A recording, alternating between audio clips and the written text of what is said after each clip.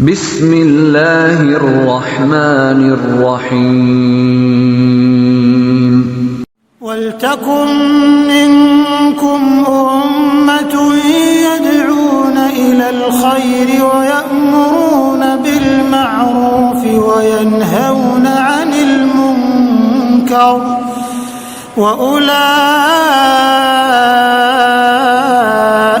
humul muflihun. Jadi perut itu kuncinya di situ semua. Kalau sudah bagus perutnya, dia semua akan bagus. Ya, tapi kita lagi saya sampaikan, kita harus paham kan. Pahamnya itu maksudnya yang bikin masalah di perut itu apa? Ya. Jadi yang bikin masalah di perut itu apa? Kalau sudah ngerti nanti maka insya Allah memperbaikinya gampang. Lah, oh sudah, alhamdulillah. Kayaknya kurang kenceng deh itu. Ini. Nah, ada. Ini gambar laki-laki, bukan perempuan.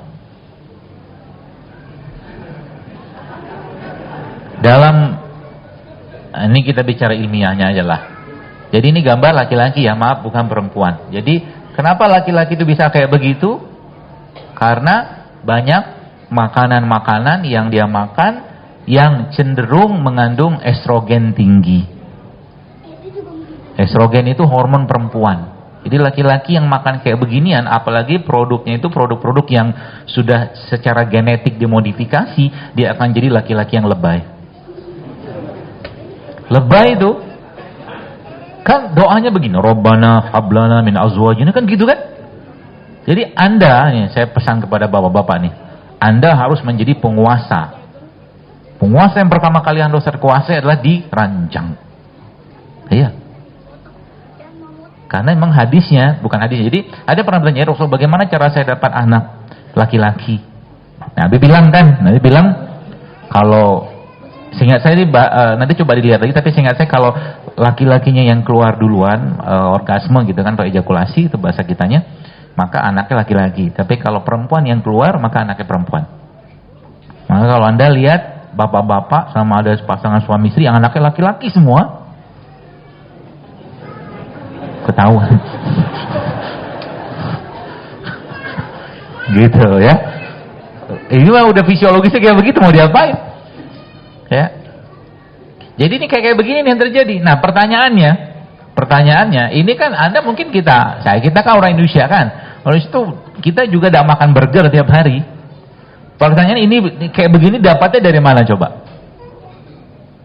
Dari tepungnya bisa, dari daging olahannya bisa.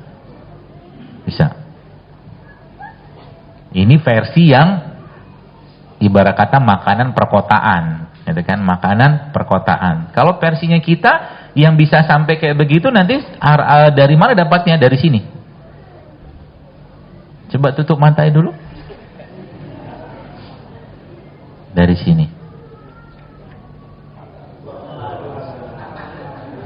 Ya apapun namanya, pokoknya makanan ini. Gak usah sebut nama daerah lah. Nanti saya dimarahin lagi kan. Baik, kita akan belajar ilmiahnya. Ya, bukan untuk menghina, menjelek-jelekan, mencela makanan, bukan. Jadi kalau Bapak Ibu paham, boleh nggak makan beginian? Boleh, tapi Anda harus tahu rules-nya dulu. Bagaimana makanan itu bagaimana makanan itu bermetabolisme di badan. Baik. Lihat di sini, ini kan gambar. Ini makanan kayak begini ya. Kita tahu makanan begini kira-kira tinggi lemak tak? Tinggi lemak? Tinggi lemak. Lemak, Bapak sekalian, saya lihatin diagramnya aja. Supaya kita belajar itu ya, belajar real, belajar ilmiahnya. Kolesterol kan di atas tuh, lihat. Paling atas tuh. Lemak. Kolesterol sebenarnya tidak ada masalah, tapi masalahnya kalau lemak yang masuk dan membawa kolesterol yang buruk, maka otomatis kalau teman-teman lihat yang di bawah itu judulnya apa tuh? Situ, yang kanan. Kan tulisannya kan apa tuh? Metastasis of breast cancer sama increase of gitulah pokoknya kanker sel. Dia meningkatkan peluang badan itu untuk kena kanker. Termasuk juga dia nanti bisa meningkatkan resiko ginekomasti tadi loh. Ginekomasti tadi maaf yang laki-laki yang payudaranya bisa membesar karena banyak estrogen. Itu ujungnya metabolisme dari sini. Gitu loh. Jadi kalau versi burgernya tadi, tapi versi makanan harian kita kayak begini. Bukan kita sih. Sebagian orang. Ya. Seperti itu. Jadi bagaimana kita nanti bisa memperbaikinya? Insya Allah nanti kita akan belajar, ya. Asal mau aja, mau kita ngerti. Bolehkah kita makan nasi ini, nasi itu segala macam? Misalkan, silakan aja, nggak ada yang melarang kok. Cuman ingat, makanan tadi akan bermetabolisme di badan kita, ya. Dan saya sampaikan berulang. Contoh begini ya. Jadi kita belajar, kalau saya nggak ngasih contoh begini itu, jadi langsung, jadi teman-teman bisa lihat. Gula kalau nggak dipakai di badan, maka dia akan berubah menjadi glikogen. Itu awalnya, gula, glikogen. Kalau nggak dipakai, glikogen dia akan berubah menjadi lemak. Konsepnya begitu kan? Gula, glikogen, lemak. Sudah jelas sampai sini? Lemak, pertanyaannya, kalau dia masukin lemak yang tidak baik ke badannya, maka ujung-ujungnya metabolisme hormon dia pasti bermasalah. Sama jelas ya? Jadi gula kalau nggak dipakai, ujung-ujungnya jadi lemak. Baik, contoh sekarang saya tunjukin teman-teman di sini, ada lontong. Sengaja saya minta beli lontong tadi kan. Lontong tuh isinya apa?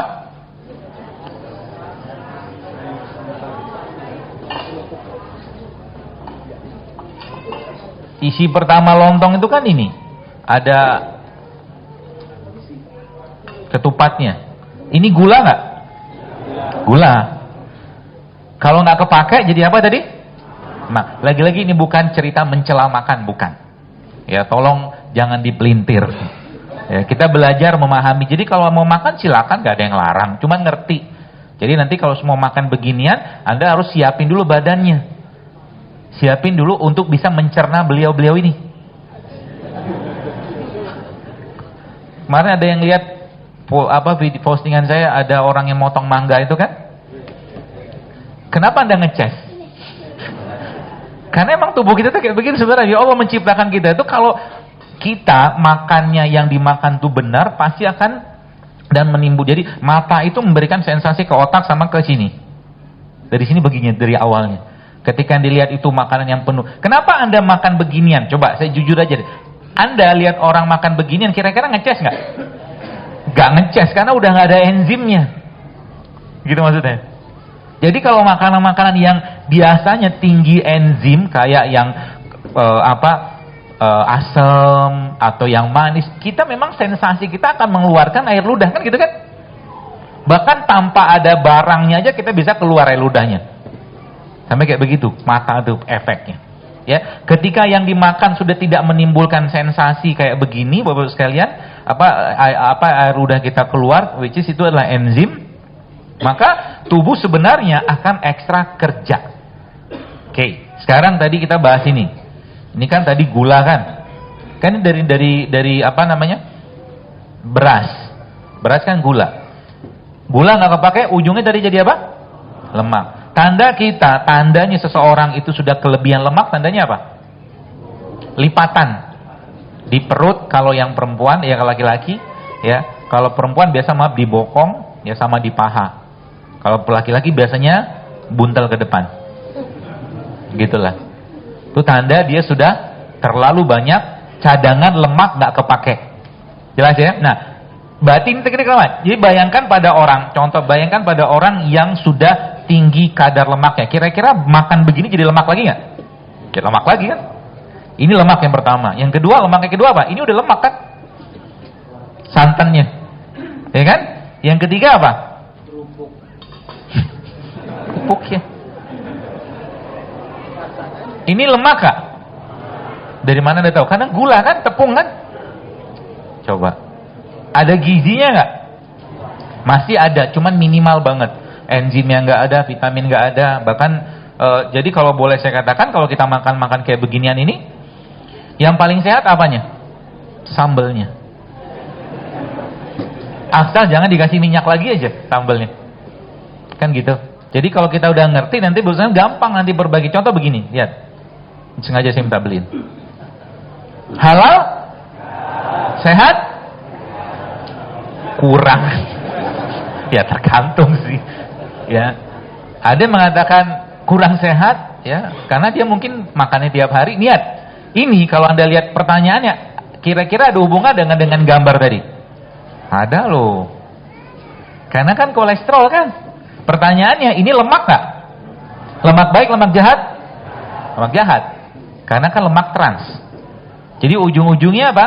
Jadi pernah saya bilang gitu kan, laki-laki yang tiap hari mengkonsumsi karbohidrat tinggi, terutama gula-gula yang sederhana, bisa jadi dia akan jadi laki-laki yang lebay. Karena kalau makan bisa jadi gitu kan. Yang ini. Yang ini. Oh.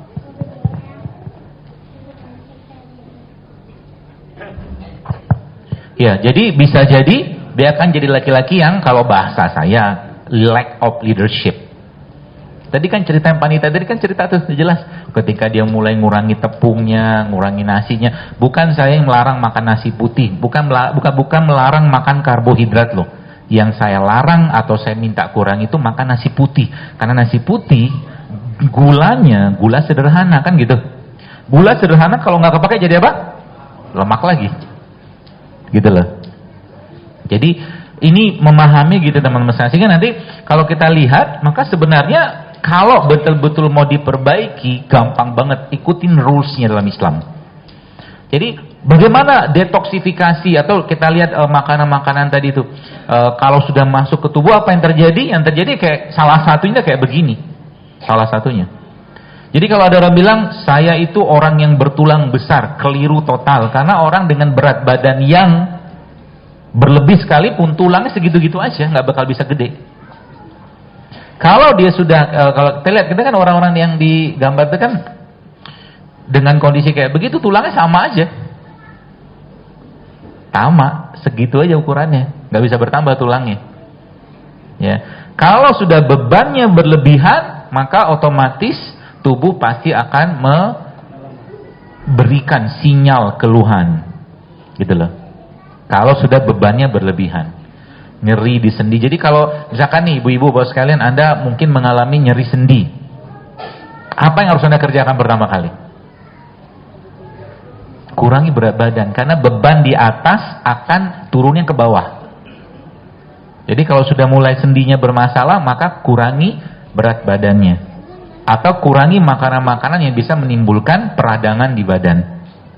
Seperti itu. Simpel sebenarnya kalau mau. Cuman tadi ya, godaannya banyak. Ya, godaannya banyak. Jadi kalau kita mulai belajar, mudah-mudahan ya Allah mudahkan kita untuk memahami ini semua sehingga nanti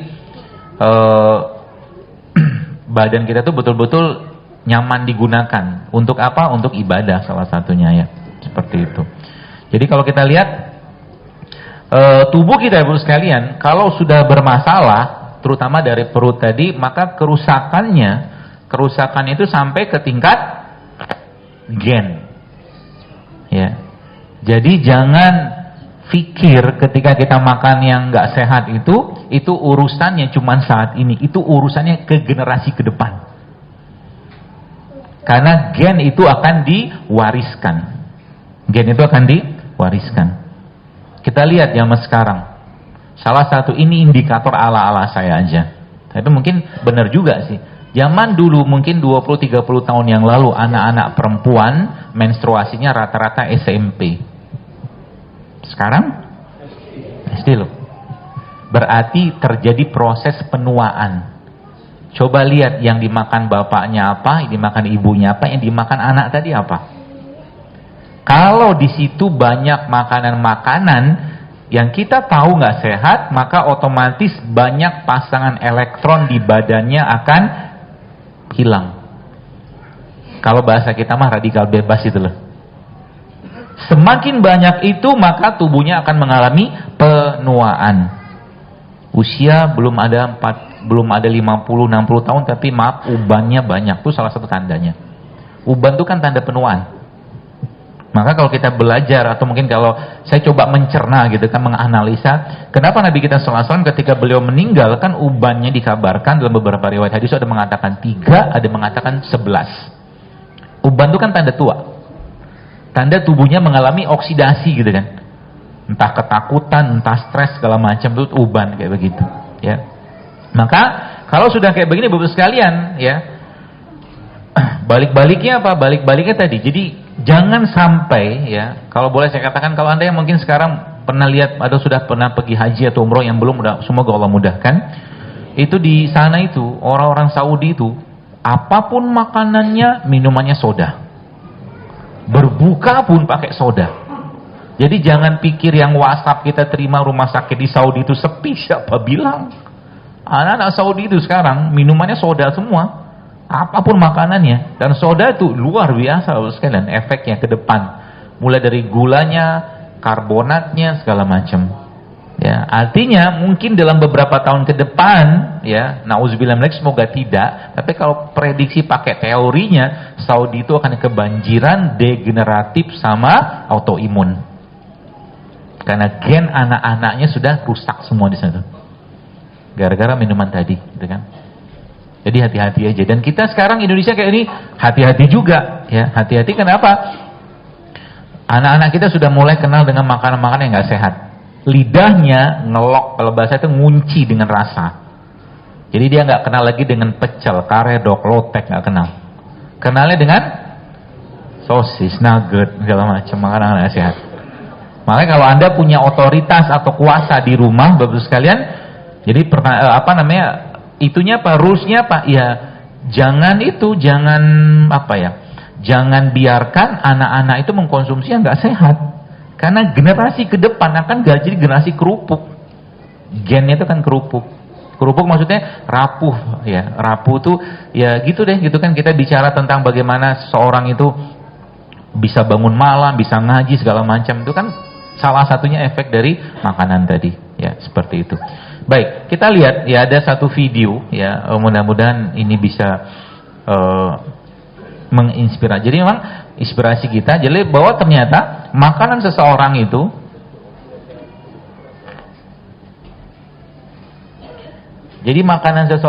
efeknya memang sampai ke mana dia kok muncul? Oh sudah. Efeknya sampai ke otak. Jadi seseorang, ya, ketika dia makan loh sekalian, masuk ke perut kan. Nah, dari perut itu semakin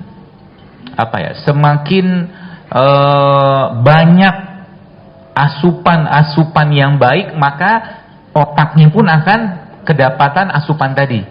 Maksudnya gini, bahan baku dari enzim itu adalah asam amino. Bahan baku dari enzim adalah asam amino, ya. Jadi ketika yang dimakan itu sudah tidak banyak lagi mengandung asam amino, atau yang salah beberapa lagi namanya short fatty acid atau short chain fatty acid atau SCFA, itu yang banyak kita dapatkan dari biji-bijian, maka otomatis sinyal di otaknya akan konslet.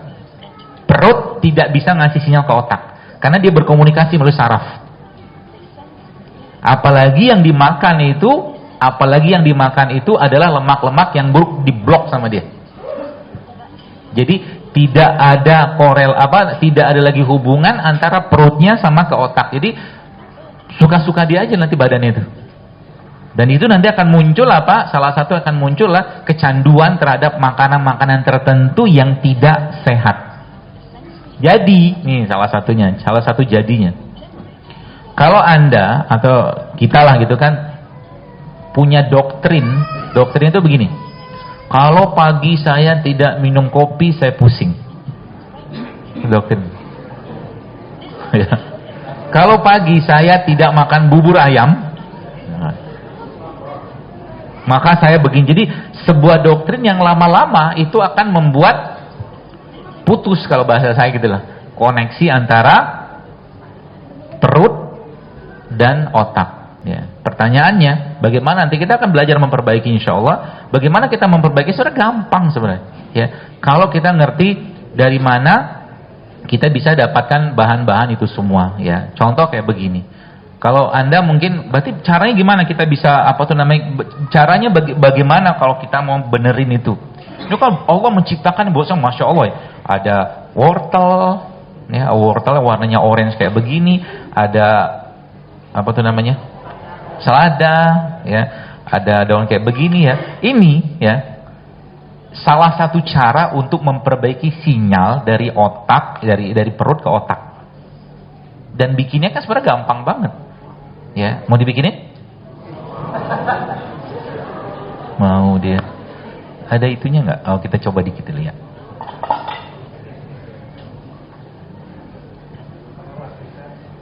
Ya biasa sih dia bantuin. Jangan ibu-ibu atau bapak. Masukin beginian, masukin beginian, masukin beginian. Hah? Masukin. Hah? Mana aja? Inilah. Bebas aja. 7 tangan belum? Kalau enggak apa-apa, kita kenalan sama kuman. Gitu. Apa ya? Masukin aja mah. Nanti habis ini kita kan sudah saya bilang tadi bahwa nasi putih itu nggak sehat. Tapi Anda bisa memodif nasinya sehingga nasi itu tetap akan menjadi atau mungkin dia bisa tetap memberikan efek yang baik ke badan. Yang mana? Jangan kasih bawang, sayur sama buahnya. Maklum lagi training. Ya udah, cukup. Mana madu kita? Nggak ada madu ya? Ya, lupa bawa madu lagi. Panitia nggak ada madu ya? Di luar ada jual madu kayaknya deh. Mana jual madu? Sini.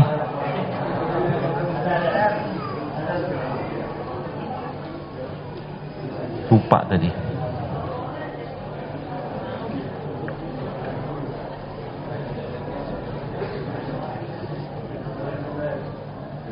Mumpung mau dipromoin. Kapan lagi kan?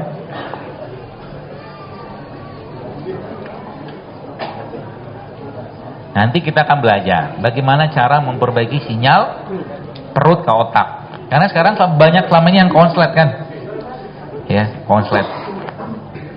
Dan ada madunya? Dalam hitungan ketiga batal promonya loh. Enggak lah, canda. Ada lagi Pak. Masuk ke sana, dia ada promo tidak sama tuh.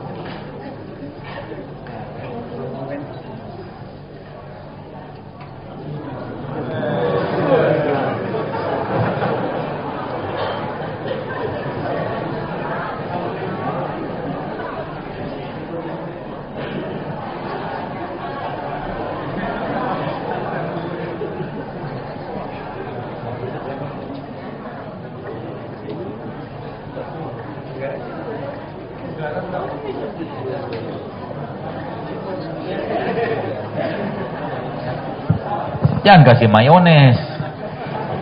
Judulnya kan kita mau hidup. Mayones kan sudah kemasan, kan? Terus kasih apa lagi? Kasih lada hitam. Ini bukan lada hitam, mana dia? Itu chia seed. Saya tuh bawa tadi. Kayak tadi ada Dani di sini.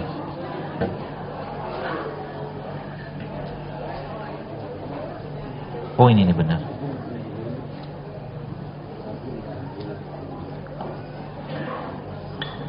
Makan kayak begini Bapak sekalian nggak perlu banyak. Sebab sinyal-sinyal yang kita butuhkan ke otak itu tuh dia nggak perlu banyak-banyak makanan. Jadi Anda makan mungkin 1 sendok atau 2 sendok udah cukup. Dan dia cukup banyak memberikan asupan nutrisi ke badan. Jadi misalkan ada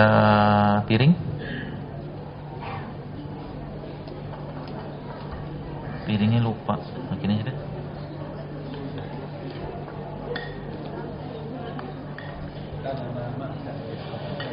Jadi dengan makanan kayak begini Bapak sekalian, banyak yang akan terjadi atau mungkin perubahan yang terjadi di perut kita. Kenapa? Pertama, udah ditagih sama ibu-ibunya. Nanti saya bikinin nasi goreng alanya kita. Oh iya, cepet deh kalau makanan dia. Nggak ada bungkusnya di sini. Ini buat ibu-ibunya dah.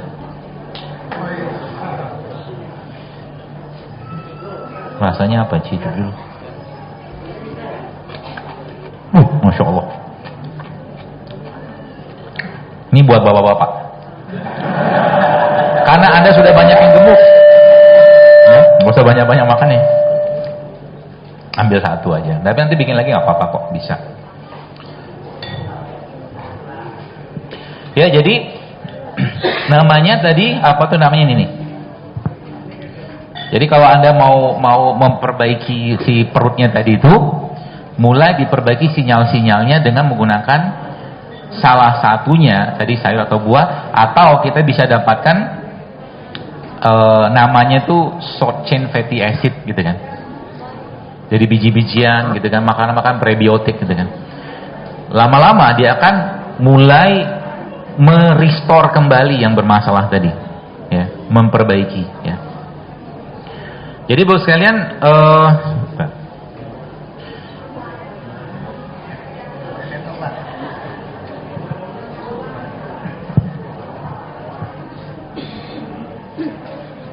ada beberapa hal yang mungkin apa tuh namanya, kita bisa mulai ya, kita bisa mulai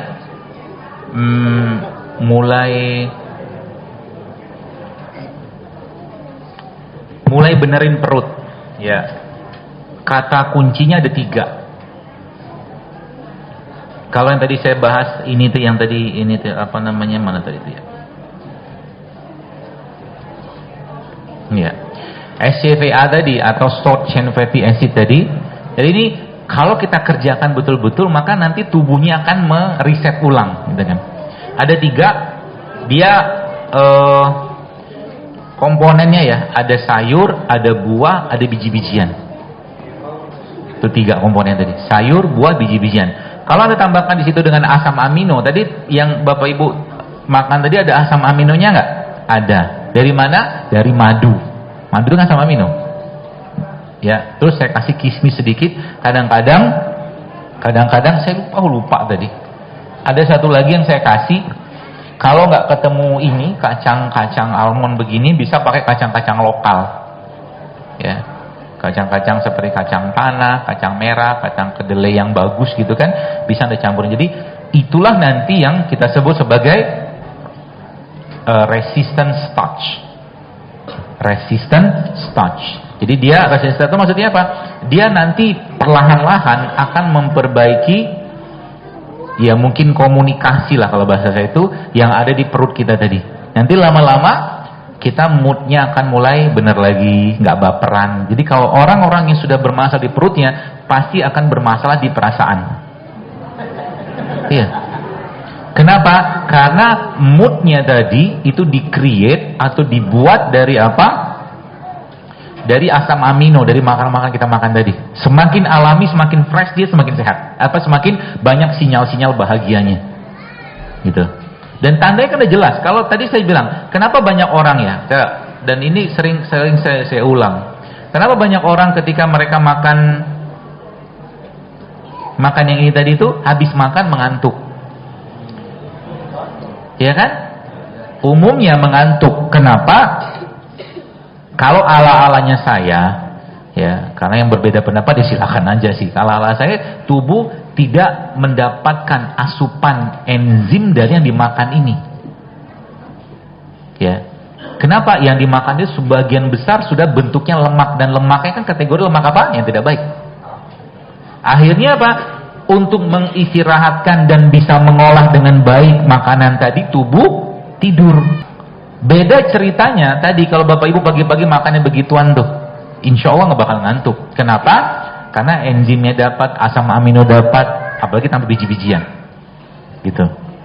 Itu polanya. Jadi sekarang itu kalau Anda lihat, kenapa banyak masalah kesehatan di manusia zaman sekarang? Karena yang dimakan sudah bermasalah semua. Ini belum kita membahas yang makanan-makanan yang penuh dengan pengawet, penyedap, perasa, itu banyak banget tuh. Itu kita belum bahas ini. Ini kita masih bahas makanan kayak beginian. Yang tadi saya bilang kayak gorengan tadi kayak begini. Ini kan nggak ada penyedapnya. Ada sih. Pengawetnya kan nggak ada. Tapi belum tentu. Kira-kira ada potensi nggak ini makanan ini nih cenderung membuat seseorang menjadi estrogenik atau meningkatkan kadar estrogennya? Bisa dari tepungnya. Gitu loh. Karena banyak sekali makanan-makanan kita zaman sekarang itu cenderung sudah terkontaminasi dengan logam berat. Salah satunya. Maka hati-hati banget ya. Kalau sudah minyak, kalau sudah tepung udah cocok. Kombinasi yang sangat baik untuk membuat masalah di badan. Dan tubuh kita akan memberikan tanda-tanda itu Bapak sekalian. Ya, tanda-tandanya macam-macam sebenarnya ya. Macam-macam. Jadi kalau kita sudah mulai memahami ini semua, maka cara memperbaiki itu akan jauh lebih gampang ya. Jadi obat-obatannya, obat-obatan kimia itu ya, tidak salah. Kalau memang perlu dipakai silakan pakai. Cumannya gini, saya ajarin cara begini. Jadi misalkan gini, kita bicara paracetamol. Lagi-lagi ini bukan saya mengatakan kita nggak boleh pakai, bukan. Tapi pakailah secara bijak. Jadi gini, paracetamol itu kan obat anti nyeri kan. Dia asal-muasalnya dibuat dari apa? Dari tumbuhan sebenarnya. Derivat metabolit awalnya itu diambil dari tumbuhan. Saya lupa nama tumbuhannya apa. Kemudian dibikin sintetik, digandakan dosisnya. Sampai sini jelas? Dia awalnya, katakanlah paracetamol itu misalkan rumus senyawanya, misalkan aja lah ala-alanya saya gitu kan, A1B1. A1B1 itu Bapak sekalian sebenarnya awal asal-muasalnya juga ada pada misalkan lah pada kunyit atau bawang putih kayak begini. Ya. Jadi pertanyaan, apakah bawang putih ini punya khasiat sebagai anti nyeri? Ada, cuman kecil banget lah gitu lah. Tapi ya, karena tadi bahasanya adalah dia butuh reaksi yang cepat, maka ya A1B1-nya tadi itu diisolasi, diasingkan, dikeluarin, oke, dibikin sintetiknya, dinaikin dosisnya. Paham ini? Jadi kalau Anda tanya sama saya, seperti yang saya posting kemarin, apa bahan anti nyeri misalkan yang ada pada bawang putih? Jawabannya apa? Bukan A1B1, tapi jawabannya semua bawang putih itu anti nyeri. Karena dia bersinergi semua, paham? Jelas ya? Anti nyeri atau anti inflamasi juga ada pada kunyit. Misalkan rumusnya C1B1, tapi kalau ditanya rumusnya atau bahan anti nyeri pada kunyit itu apakah C1B1? Tidak, semua kunyit. Gitu. Jadi kalau mau dapat semua keutamaannya, dan memang dia harus bersinergi bahan-bahan tadi itu, kita harus makan semua. Jelas ya? Maka makanan-makanan itu sekarang banyak jadi bukan jadi banyak jadi tapi banyak bikin ya sebagian masalah ke kita. Karena apa? Karena udah banyak yang terpisah. Sudah banyak yang terpisah sehingga contoh kita bicara sekarang nasi putih ya. Nasi putih itu kan nasi putih nih, udah nasi putih. Ini nasi putih. Nasi putih nih Bapak sekalian. Sebenarnya dia kan punya teman. Temannya siapa? Bukan loh. Temannya dia adalah kulit pembungkusnya. Ya kan? Seratnya di situ, prebiotiknya di situ, resistant starch atau mungkin serat yang baik bagi perut kita itu ada pada kulit arinya. Ketika dia dibuang, masalah nggak? Sebenarnya mirip-mirip sama paracetamol tadi gitu loh. Tapi ini kan tidak sintetik, ini kan masih alami. Artinya sekarang kalau nasi putih ini tetap pengen Anda makan dan Anda tidak ngantuk, maka kasih dia bahan baku untuk bisa bekerja dengan baik di perut kita. Sama jelas? Nah ini saya bilang tadi kita mau bikin nasi goreng, tapi tidak digoreng. Ya, kita ada mana?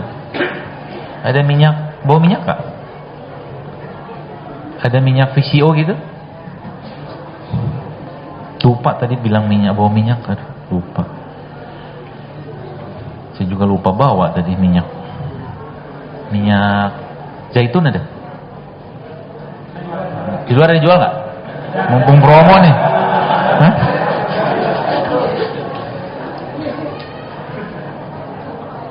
Gak ada? Ya nggak bisa dibikin dong.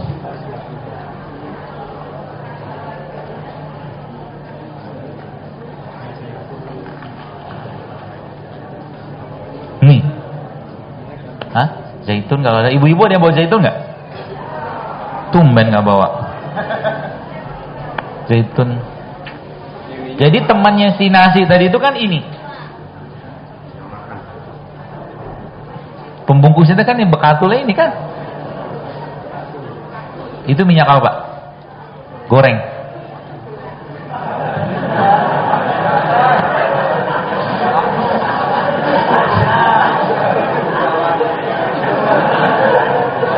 Masih ya Pak?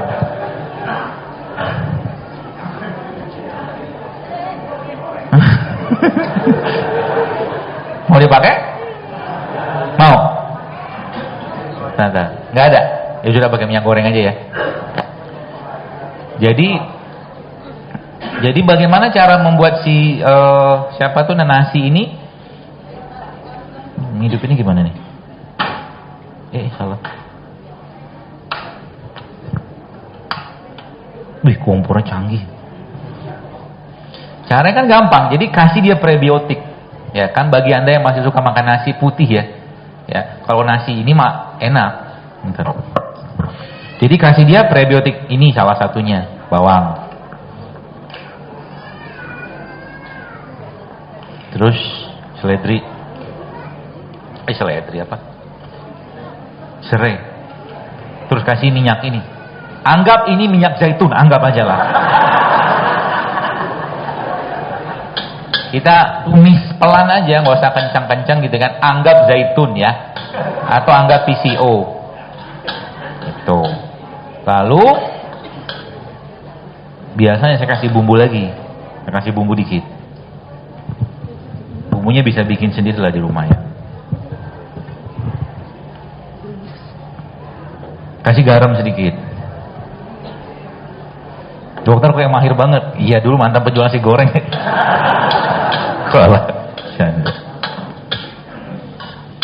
Ya ditumis pelan biar nggak rusak ya. Jadi api kecil aja, nanti Bapak Ibu bisa atur sendirilah di rumah ya. Yang penting kita mau dapatin ininya, apa tuh namanya, baunya itu loh, apa sensasi bahan-bahan yang ada pada ini tuh keluar. Nanti sudah tuh dapat, katakanlah udah jadi nih. Ya udah matiin, nasi dimasukin.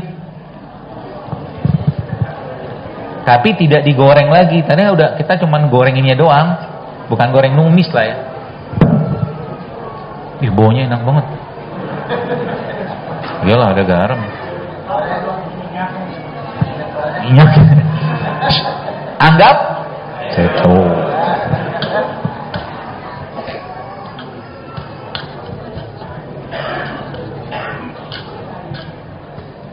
Jadi nanti kalau gorengnya pakai apa, numisnya itu tadi pakai. Jadi ini udah nggak diituin ya, udah nggak di kompor, udah matiin. Jadi Bapak Ibu bisa dapatin nasi ini yang ada prebiotiknya lah gitu lah bahasanya, atau short chain fatty acid. Tadi Anda bisa tambahkan beberapa apa namanya, anu lagi ya, apa bumbu lah kayak garam atau apa gitu. Minyaknya ya, kalau ini zaitun tidak akan bikin masalah. Yang kedua justru malah baik karena dia jenis lemak yang baik kalau dia zaitun atau VCO ya, jadi nggak masalah. Terus kayaknya masih kurang rasanya, kita kasih. Jadi bumbu-bumbu ini kata kuncinya. Jadi kalau mau benerin perut, masukin bumbu dalam perut kita tiap hari. Dalam bentuk apa? Bisa dalam bentuk lauk ya, atau dalam bentuk minuman. Ini lada ya. Cara paling gampang bikin rasa yang enak apa? Nah, saya pakai lada ya.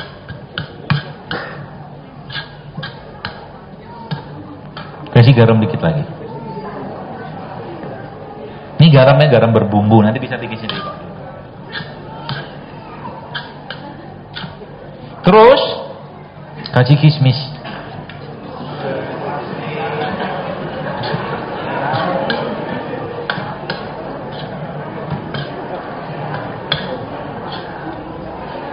Cicip dulu ya.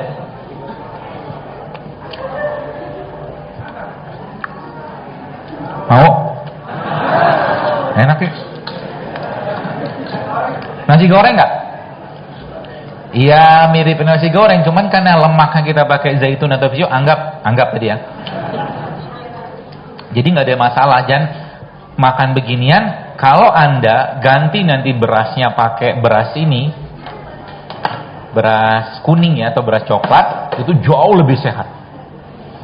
Nih sekarang saya kasih dulu nih buat yang ibu-ibu. Mau? Nanti habis ini kita bikin yang itu. Simple tapi bisa mengubah kondisi perut.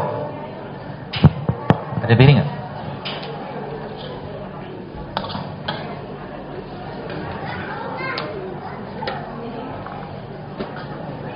Gak ada piring? Atau nih pindahin aja nih.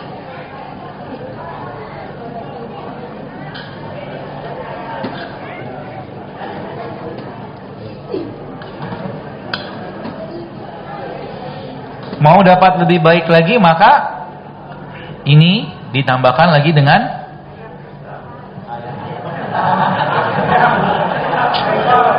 bukan kacang mete.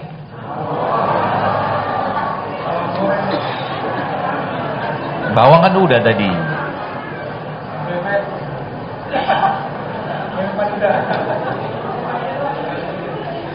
Makan kayak begini ya, insya Allah ya, kalau tadi kita pakai zaitun atau visio nggak bakal bikin ngantuk. Karena apa? Karena ada prebiotiknya. Prebiotik dari mana? Dari bumbu tadi. Jelas ya? Tapi ingat, jangan tambah lemak lagi ke badan. Makanya tadi saya katakan numisnya pun pakai zaitun atau nggak visio. Kalau enggak, misalkan Anda nggak mau pakai minyak juga, pakai air biasa juga nggak apa-apa sih. Dibikin kayak kaldu gitu, jadi air mendidih, nanti itu ditumis, kasih zaitun atau nggak pakai minyak juga nggak apa-apa. Nanti sensasi bawang kan keluar ya air tadi. Nanti tinggal diambil bumbunya tadi atau airnya, campurkan sedikit, tapi jangan banyakkan air, nanti lembek nasinya. Oke? Nih Bu, udah nunggu aja dia. Nah sekarang kita bikin yang ininya.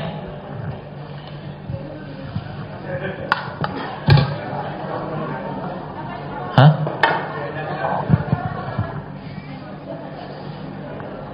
Oh lupa, keliru.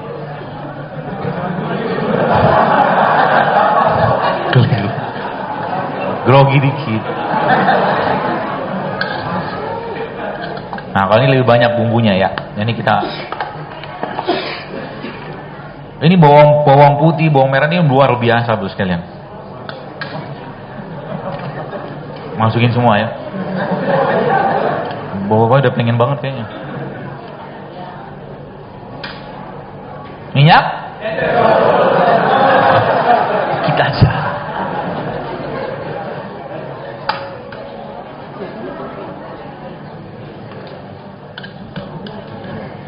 Nanti kalau makan, nasi dimakan, bawangnya dimakan, jangan dimuntahin. Harus dimakan, ya. Kalau nggak mau ditelan nggak apa-apa, bareng sama nasi masukinnya ke apa? Langsung itu ya, seperti itu. Enak nggak Bu? Hah, udah nyoba belum? Karena kan judulnya kan kita orang Indonesia nggak bisa ninggalin nasi, ya udah kita cari solusinya. Gitu maksudnya. Solusinya apa? Nasinya harus ada bumbunya. Jadi kalau Anda makan nasinya juga jangan banyak-banyak, terutama kalau Anda yang makan nasi putih ya.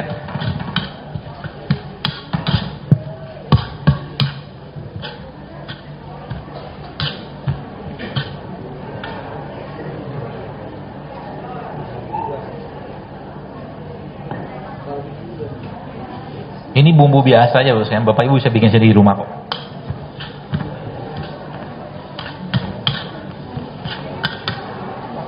Matiin, baru kita masukin.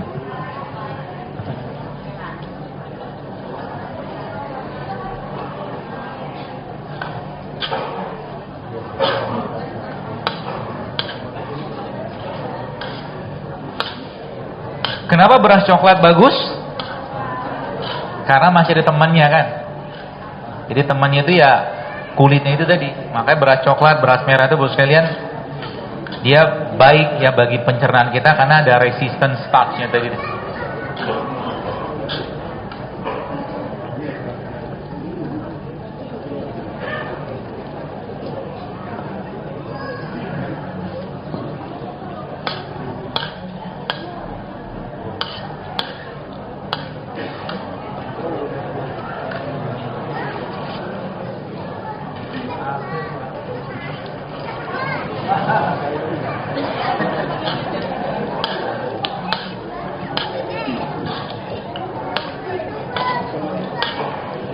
Lumayan kan, gajian gratis dapat makan. Anda cicip dulu.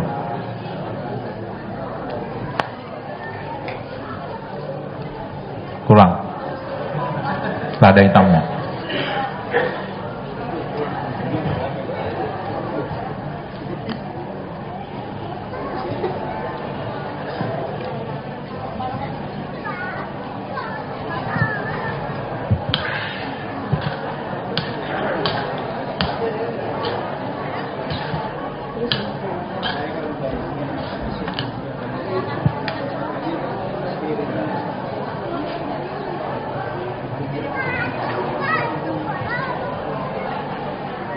Gimana cara baginya ya? Apa? Baginya aja ya? Saya berharap gitu ada yang bantuin sih.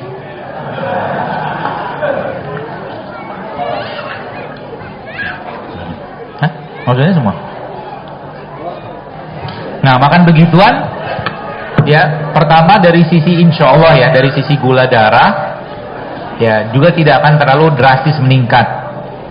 Ya, karena ada penyeimbang dia di bawang ya, kemudian dari serai tadi gitu loh. Jadi Allah menciptakan banyak lagi Indonesia bos sekalian. Kita punya ini loh, ini kan sumber karbo juga, tepung juga, tapi sehat insya Allah, tepung singkong kan, ya. Allahu Allahu Allahu Allah Allah.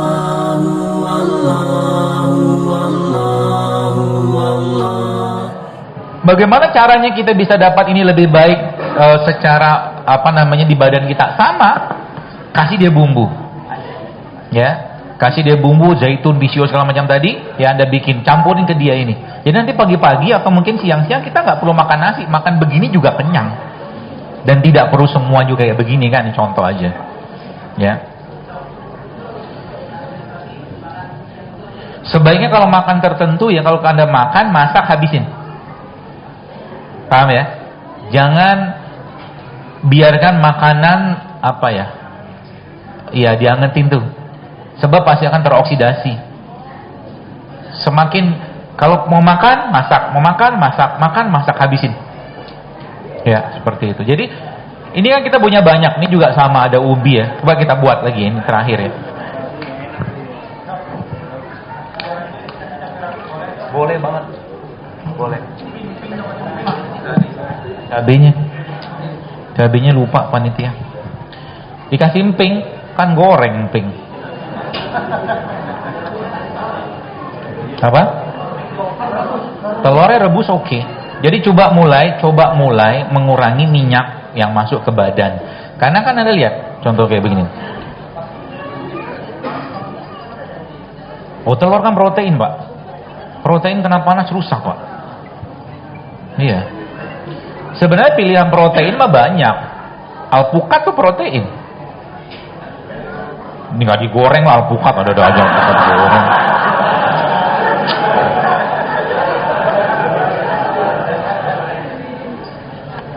Nggak usah digoreng alpukatnya, dimakan gitu. Karena alpukat itu juga, maksud saya ngasih tahu bahwa protein itu bukan hanya dari daging aja gitu loh maksudnya.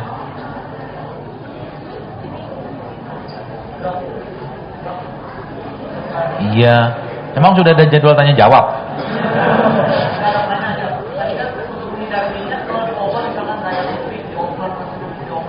Bisa, bisa. Ini juga ibu-ibu kalau mau nyobain ya, coba nanti cari tepung-tepung non gluten. Bikin sayurnya sayur yang sehat, organik kalau bisa, tapi kalau enggak coba dicuci dulu. Nanti saya akan posting cara bikin. Selama ini kan orang taunya kalau mau nyuci sayuran atau buah itu kan pakai cuka apel segala macam. Itu ada cara yang gampang nanti. Anda bisa bikin sendiri di rumah cara itu. Namanya ekoenzim. Itu bisa kita pakai nanti dari buah-buah, dari sayur atau buah-buahan. Ya, nanti dengan itu nanti Anda bisa ekoenzim itu bisa buat cuci, ya cuci-cuci, kemudian bisa buat kepel juga, dicampurin kepelan. Bahkan nanti kalau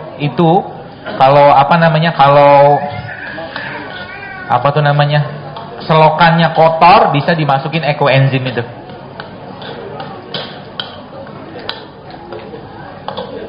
Masak itu memerlukan hati. Betul kan? Katanya begitu. Jadi meskipun ditakar berapa gram, tapi kalau hatinya nggak bahagia, biasanya pengaruh banget, bukan pengaruh lagi. Nah, ini kan pilihan ya. Jadi kita bisa masak-masak kayak begini buat sekalian. Ini kan ubi ya. Ubi biasa, ubi singkong gitu. Tapi dengan kita memasukin kayak beginian, bahasa saya itu jadi tertopping makanan ini gitu loh. Tertopping dengan prebiotik yang sehat. Karena sekarang banyak makanan-makanan yang kita makan udah nggak ada prebiotik lagi, udah nggak ada probiotik lagi. Sehingga perutnya menderita. Perutnya apa? Boleh? Masih tiwul ya.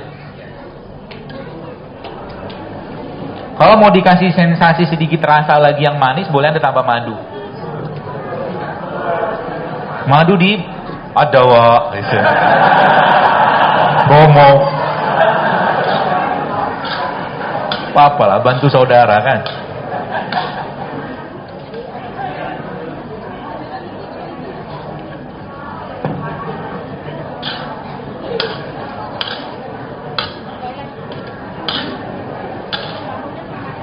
Jadi ini kan karbo ya, tapi karbonya sehat. Ya, jadi nggak masalah kalau kita mau. Saya tuh paling suka lada hitam. Kalau lada hitam ini kalau kita makan apapun dia membantu penyerapan yang kita makan. Lada hitam.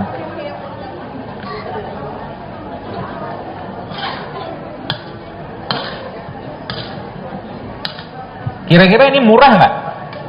Murah kan? Jadi kalau ada yang bilang hidup sehat itu mahal, dari mana mahalnya? Nggak usah pakai madu lah. Tapi nggak apa-apa lah, pergi beli depan lah, ada awalnya. Tadi tuh kismis saya masih banyak. Denny mana Denny? Kismisnya tadi mana ya? Mitenya habis. Ada kismis saya tadi dalam kotak. Gua masih banyak tadi, satu bok ini. Warna biru. Ah, itu dia. Kita masukin kismis lagi. Kebetulan saya bawa banyak kismis.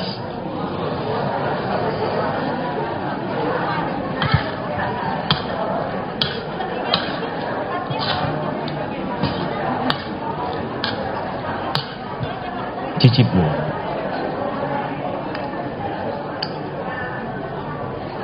Tentu enak karena buatnya pakai hati.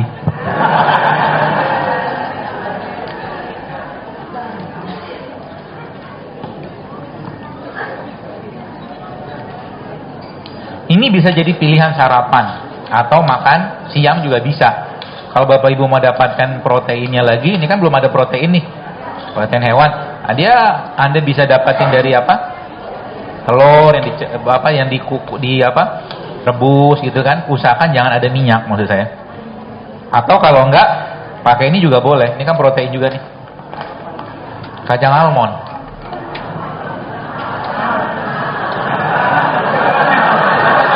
Saya dikirim, jadi ya kita pakai aja lah. Kayaknya almondnya almond enak.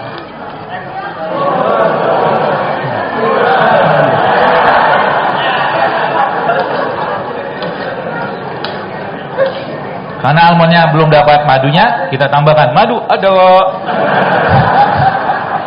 seneng banget dia.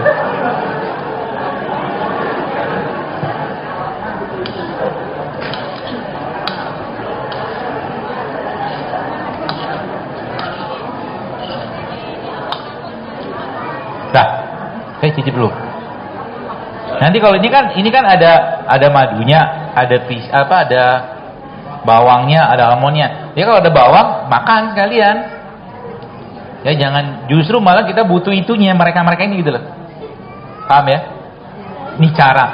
Mungkin Bapak Ibu pikir ini semua sekedar makanan, tapi ini kalau Bapak Ibu mulai rutinkan makan dengan pola-pola kayak begini, perutnya akan bener. Kalau perut sudah bener, dia bisa ngasih sinyal ke otak lebih baik. Kempes jelas. Karena kan dia karbonya tidak seperti gula sederhana biasa tadi. Kempes jadi kalau saya itu nggak ngajarin diet, ngapain juga diet kalau kita ngerti metabolisme gula? Paham ya? Gimana orang nggak buncit perutnya? Iyalah makan yang dimakan gula sederhana semua. Ya kan? Gitu. Dan makan itu lagi-lagi saya sampaikan nggak usah banyak-banyak. Ya, kita cukup memaintain. Kalau Anda yang sudah misalkan gini, ada satu istilah yang populer gitu kan. Cicip lagi ya. Mau dibagiin?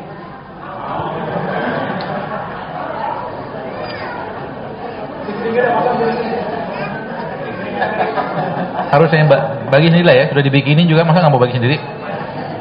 Begini.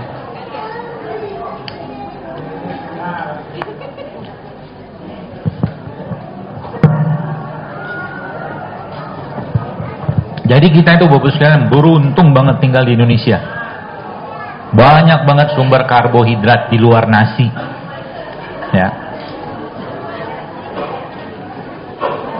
Kasih lagi tuh itunya.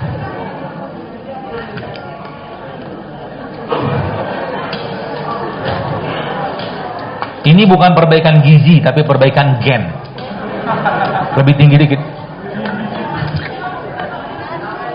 Allahu Allahu Allahu Allah Allahu Allahu Allahu Allah.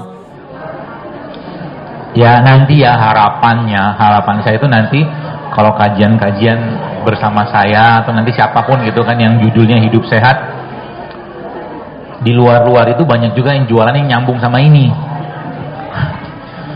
biar nanti kita dapat solusi gitu loh ya, dikenalkan dengan makanan-makanan sehat.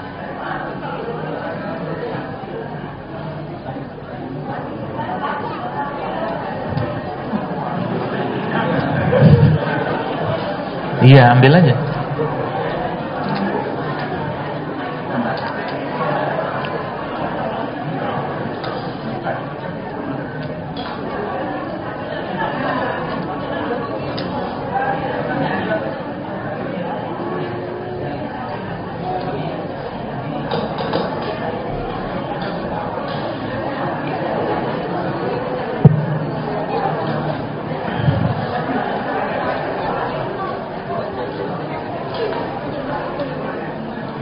Ya jadi sayur, buah, biji-bijian sama. Jadi sayur dalam buah itu kategorinya prebiotik. Probiotiknya makan dosa bersuara, makan aja.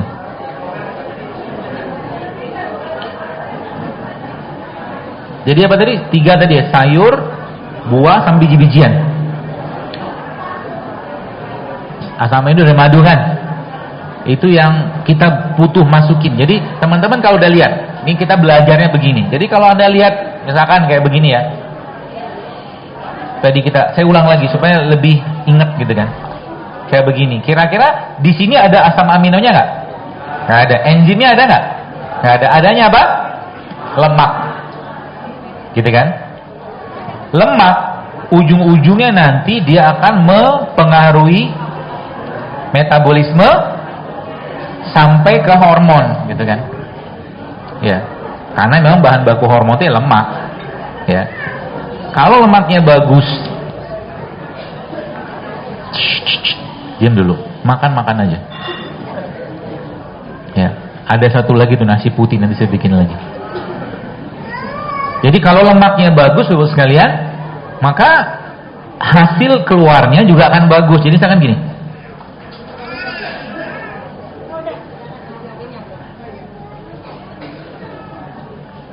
mana dia?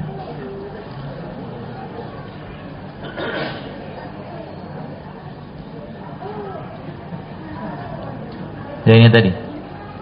Kalau yang di atasnya bagus, kalau Bapak Ibu teman-teman lihat di gambar ini ya, kan di atas itu kan kolesterol tuh. Nah, bagian di atas itu kolesterol. Jadi kalau kolesterolnya dimasukin bagus, maka otomatis hormon yang lain pun akan ikut-ikutan bagus. Kolesterol kan lemak, gitu loh. Dan salah satu metabolisme lemak tadi dari apa tadi? Dari gula. Ya, pahami ya. Jadi sekarang kalau saya tanya, menurut Anda nih setelah belajar kita, nasi goreng itu sehat atau tidak sehat? Tidak sehat kan? Kenapa? Lemak. Dari mana? Dari gula kan? Gitu loh. Bukan untuk mencela makan, bukan. Kita belajar ya, pahami baik-baik. Ya, sehingga nanti banyak masalah kita bisa selesaikan dengan sedikit aja ngubah. Nggak usah banyak-banyak. Ya, mengubah apa yang kita biasa makan tiap hari. Ya, seperti itu. Kemudian pertanyaannya,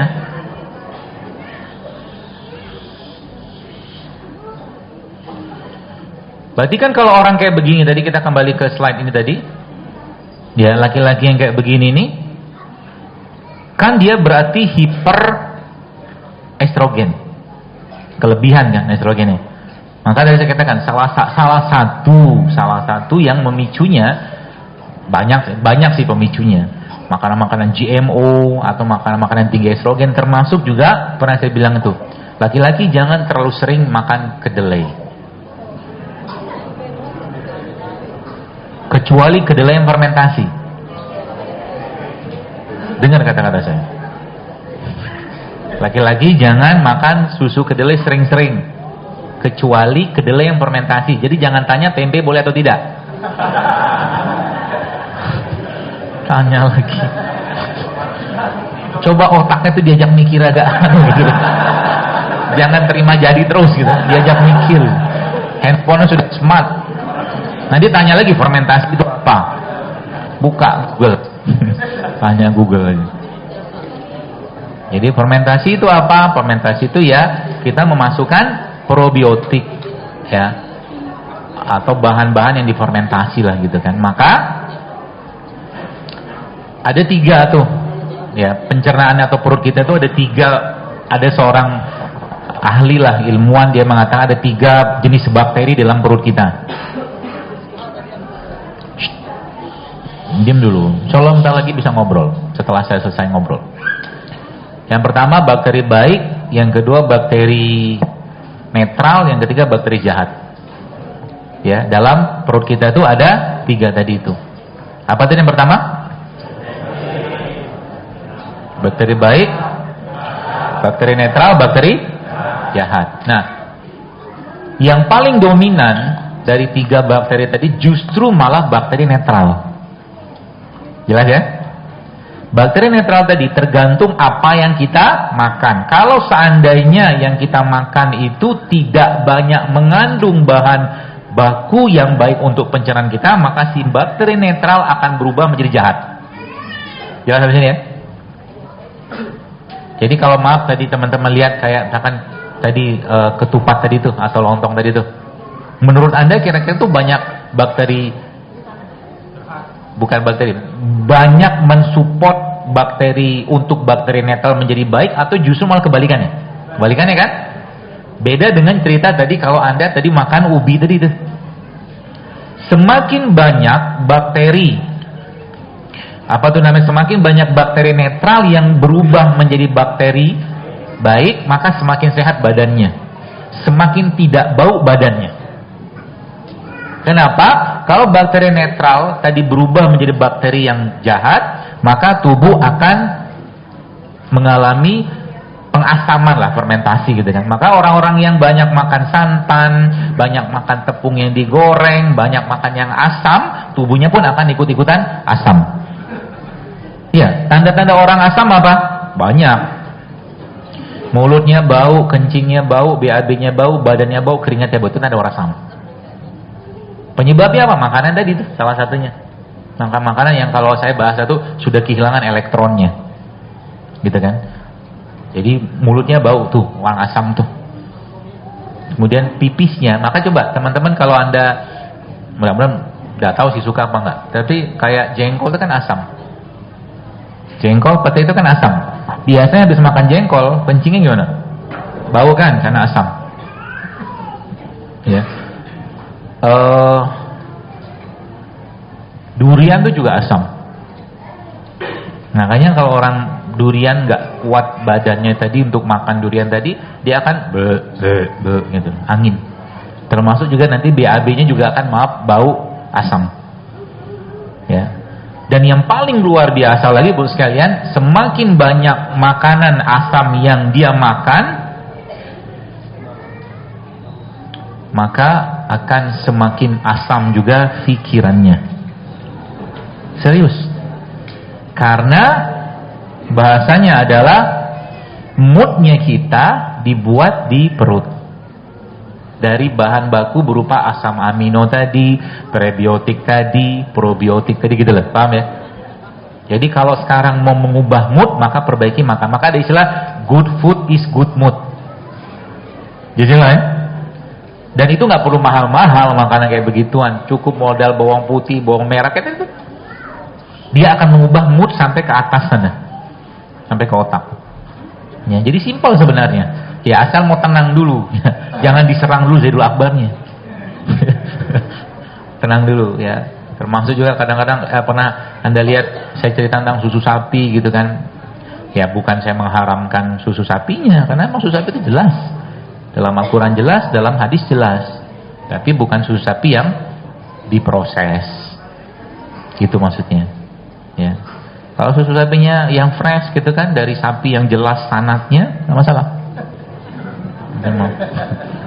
Sapi yang jelas sanatnya. Ya, karena sapinya nggak jelas sanatnya, dia ambil rumput orang, maka rumput orang nggak halal, nggak berkah sapinya. Betul? Nah, kalau nanti lebaran, ya lebaran Idul Adha tuh tanya nih, yang jualan kurban nih. You punya kambing itu, you punya sapi, makan rumput dari mana? Betul? Kalau rumput tetangga yang dia makan dan tetangga tidak tahu, maling namanya. Betul? Sanatnya kan. Gitu loh. Jadi hati-hati. Jadi banyak masalah dalam tubuh kita itu bukan hanya karena makanan-makanan yang nggak sehat tadi, tapi bisa jadi juga karena sanat makanan atau yang kita makan tadi nggak berkah. Ya. Jadi minta sama Allah. Termasuk juga tadi misalkan, tadi kan saya masukin kismis apa tadi itu kan segampang-gampang saya aja, karena bagi saya itu bagian cara kita memanjakan tubuh kita dengan apa yang Allah ciptakan. Ya. Jadi semakin kita baik bersedekah ke badan kita, semakin kita bersyukur. Maka jangan lagi bilang almond itu mahal, minta sama Allah, ya Allah murahkan almond untuk saya. Bisa kan? Apa susahnya doa kayak begitu? Almond sehat. Ada yang baca postingan, beberapa postingan di toko saya sih. Tadi saya belum posting. Almond tuh dahsyat tuh luar biasa, bagus banget. Termasuk dia punya kulit arinya itu juga sangat baik. Almond itu. Tapi kan bukan produk lokal kan. Kalau nggak ada produk lokal, kalau produk lokal kita apa ya banyak kacang-kacangan lokal aja nggak apa-apa. Tapi biji-bijian maksudnya itu. Ya kalau nggak ada almond. Tapi kalau memang dapat rezeki beli almond, beli almond. Ya, sebagai bentuk kita bersyukur dengan badan. Ya. Jadi dalam otak kita itu tidak ada kamus mahal. Buang kamus. Kata-kata mahal itu dibuang. Saya ajarin caranya ya. Ini kenapa kita bisa, kalau kita makanan yang sehat, maka pikiran sehat, banyak ide sehat. Gitu loh. Saya tuh pernah pengen beli jam loh sekalian. Cerita. Jam itu buat saya harganya lumayan. berapa juta gitu kan, tapi saya merasa pengen beli jam. Namanya juga pengen. Jadi kalau kita pengen beli sesuatu, beli aja gitu kan, nggak masalah. Ya. Beli. Waktu itu belum ada duitnya. Terus saya bilang sama jam itu, bukan bilang sama jam, saya bilang sama Allah gitu kan, dalam bahasa doa, ya Allah tolong murahkan jam ini untuk saya. Saya pengen beli, saya bilang. Gitu caranya kan. Adalah mungkin tidak ada 6 bulan, berapa bulan kemudian Allah kasih rezeki saya dan saya bisa beli jam itu. Gitu caranya. Ini mengatur. Bagaimana kita mengatur Muslim itu nggak boleh ada kata-kata menyerah. Nggak bisa gitu.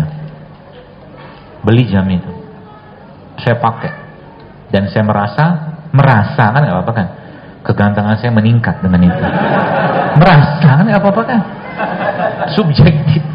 Lucu-lucuan sedikit lah. Kalau ditanya jam itu jam berapa? Woy. Panjang lengan itu. Nah, singkat cerita, jam itu saya beli dan saya pakai lah. Suatu hari saya ada acara. Acara itu di mana ya? Di Lampung. Lalu saya lagi nunggu panitia jemput. Saya sholat duha. Samping saya itu ada supir taksi. Dia sholat duha juga, saya sudah selesai sholat duha. Saya baca Quran. Terus Allah bilang gini sama saya, dan kamu tidak akan sampai pada kebajikan yang sempurna hingga kamu menginfakkan apa yang paling kamu cintai. Yeah. Kira-kira tahu maksudnya itu apa? Abdurrahman bin Auf pernah dibacakan Nabi ayat itu dan seluruh kebun kurma dia infakkan. Ceritanya begitu. Apa bunyi ayat itu bahasa Qurannya? Ada yang hafal nggak? Ada yang hafal angkat tangan dapat hadiah. Ustaz.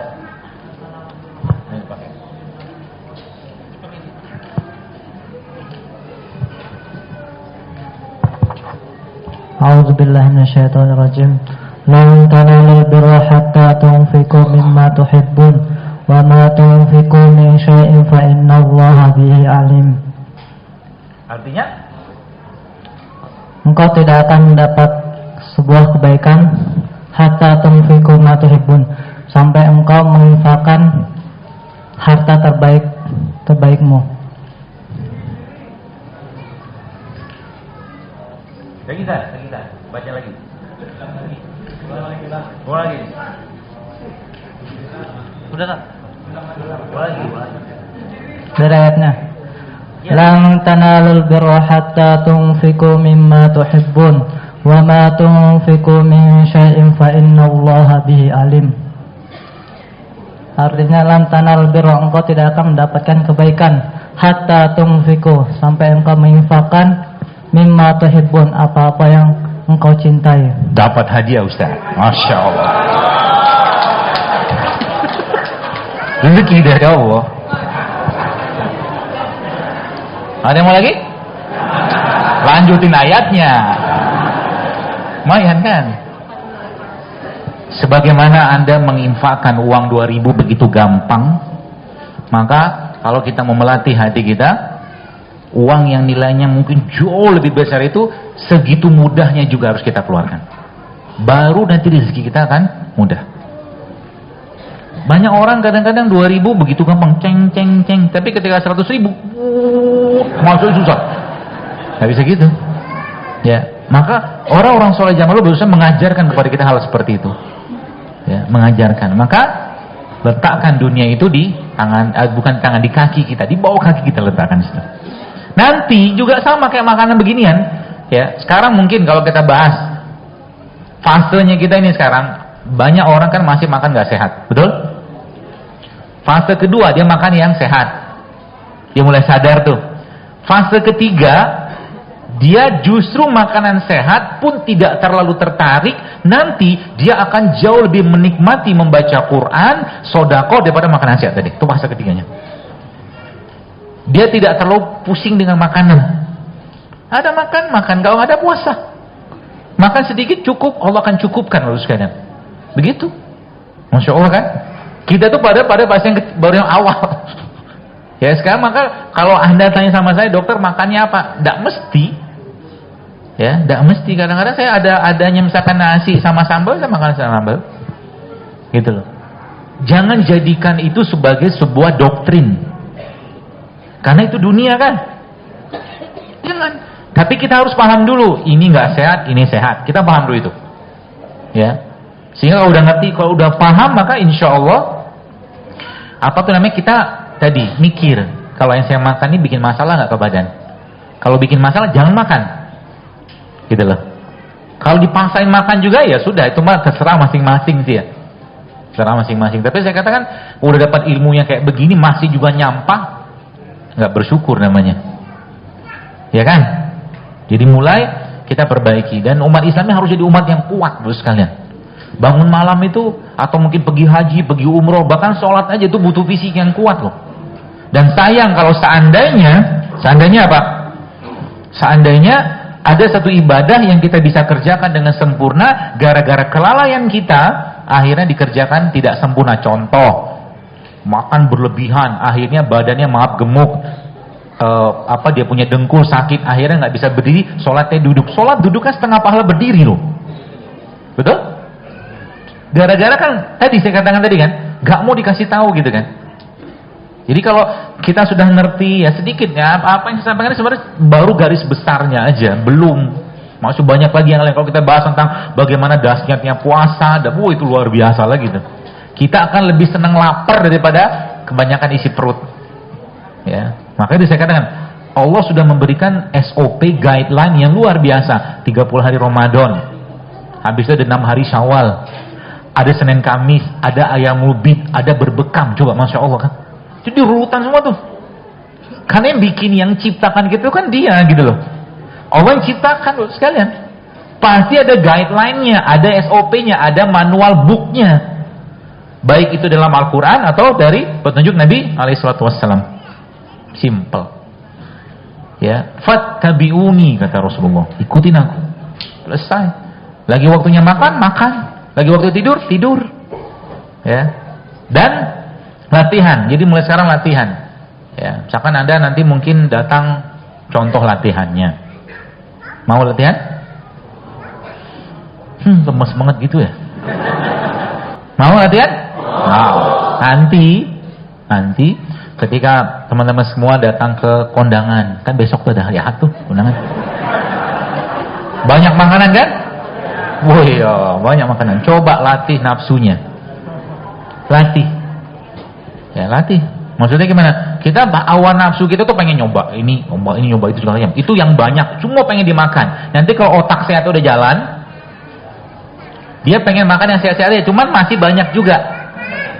Nah, yang paling bagus adalah makan yang sehat, tapi nggak usah banyak, secukupnya aja. Minum air putih. Ya, kadang-kadang di resep itu ada soda juga kan, ada sirup gitu kan. Ya, ambil air putih misalkan, cari tempat duduk, makan buah, terus makan daging sedikit, sudah pulang. Assalamualaikum. Tidak tertarik lagi sama yang lain-lainnya. Kalau Anda sudah bisa menanggulangin itu, maka Anda akan rindu banget dengan Ramadan. Serius. Kenapa para sahabat itu ketika Ramadan datang, mereka senangnya minta ampun, karena udah nggak ada cerita lagi dengan nafsu gitu loh. Sibuk dengan ibadah. Hari-hari yang lain kita bisa kendalikan itu, bagus sekali. Maka Allah kasih kepada kita dengan petunjuk Nabi SAW. Ada puasa Senin Kamis, ada puasa tengah bulan, ada berbekam. Cara mengendalikan hawa nafsu. Ya, ini kita belum cerita bekam, dahsyatnya bekam tuh kayak apa, Masya Allah. Kalau bahasa saya itu, dia seperti imunisasi, kutanius imunisasi di dalam atau via kulit. Tuh bekam tuh kayak begitu. Dahsyatnya bekam. Apalagi ada hadisnya kan. Ya, berbekam pada tengah bulan.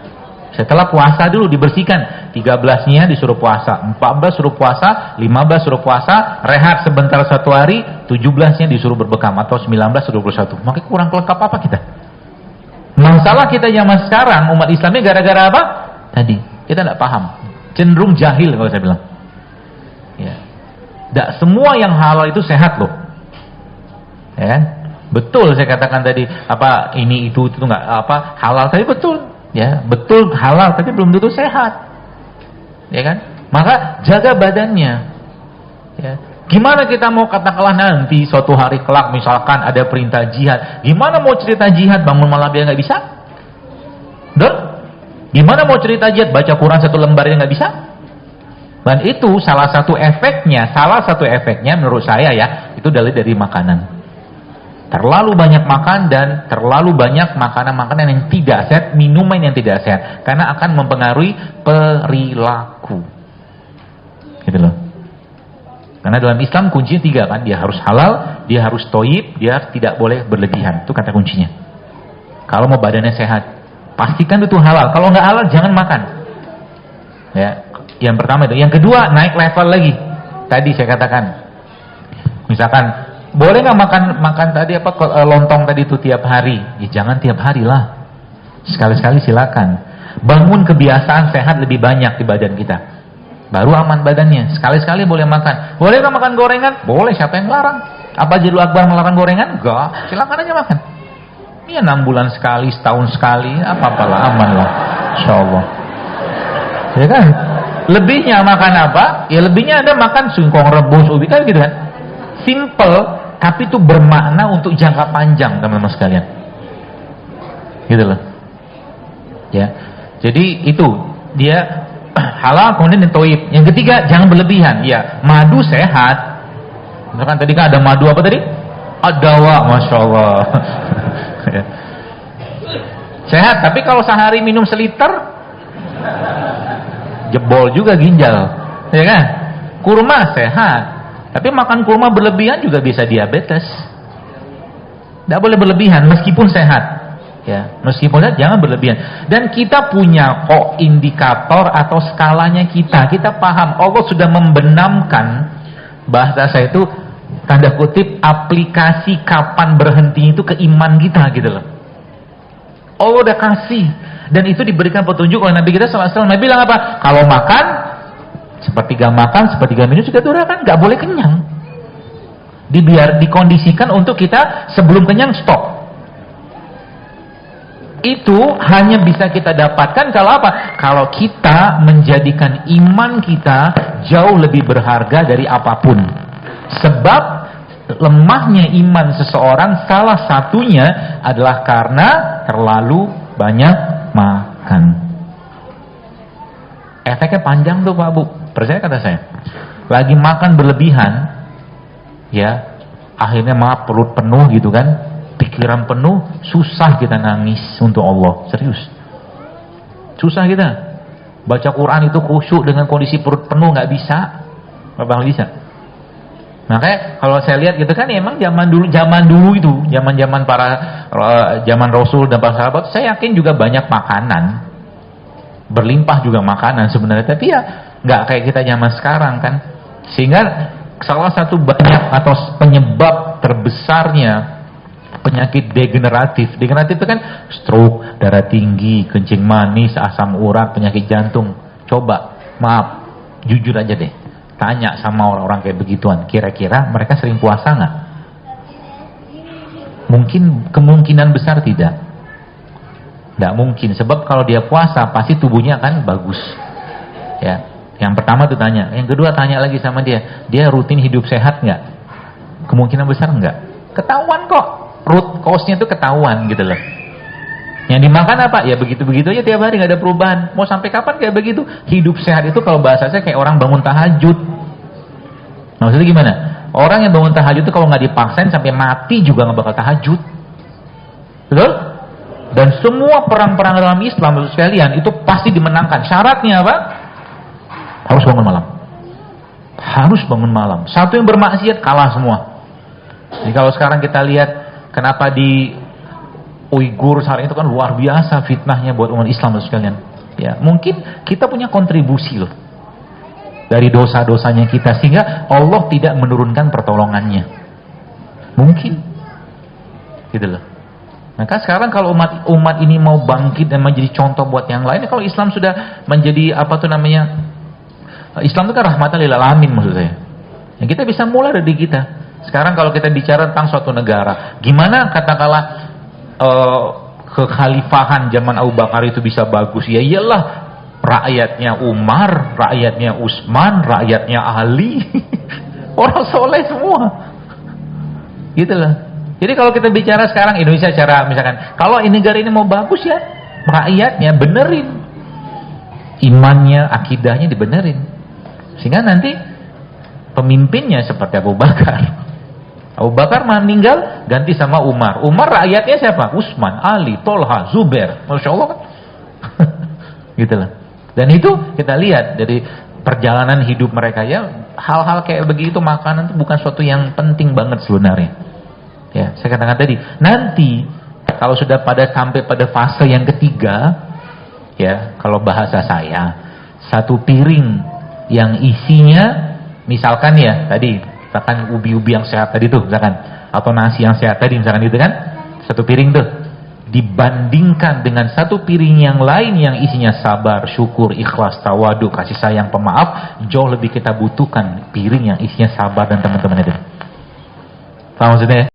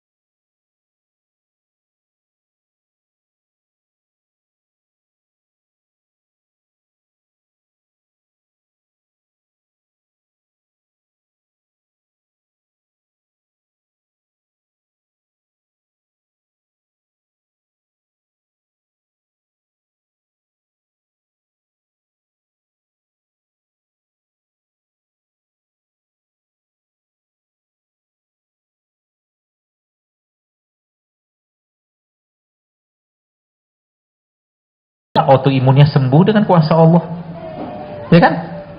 Jadi kalau bahasa saya tuh, kalau masuk surga jangan sendirian, ajak orang, gitu loh. Dan saya ya cuma sendirian di sini gitu, maksudnya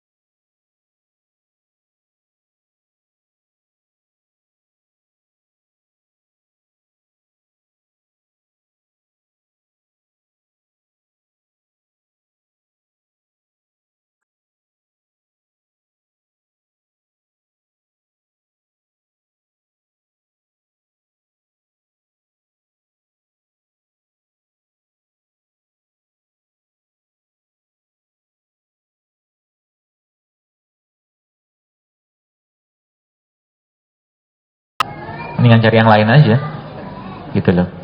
Yang sehat, tapi juga tetap enak, gitu kan. Jadi kalau misalkan nggak ada sayur, nggak ada suka buah, bisa pakai. Kalau misalkan nggak suka sayur, pakai buah. Terus sebalikannya dengan contoh misalkan vitamin K. Vitamin K tuh di beberapa jenis kacang-kacangan juga ada tuh. Kalau nggak ada di kiwi juga ada. Vitamin A di wortel, di tomat juga ada. Serat misalkan di labu-labu gitu kan juga ada, di mangga juga ada serat. Antioksidan warna ungu pada kol warna ungu tuh sekarang banyak tuh. Kan di anggur juga ada. Allah menciptakan itu semua. Jadi kalau nggak suka sayur makan buah. Kalau nggak mau makan buah, makan gitu. Tapi kalau saya boleh katakan makannya semua. Ya, kalau udah biasa hidup sehat, maka insya Allah kita udah terbiasa dan tidak mau lagi makan yang aneh-aneh. Gitu. Baik, saya kira mungkin itu. Dan terakhir, ini yang terakhir, ini yang luar biasa, Bu sekalian. Jadi kalau kita lihat di sini, ada satu ini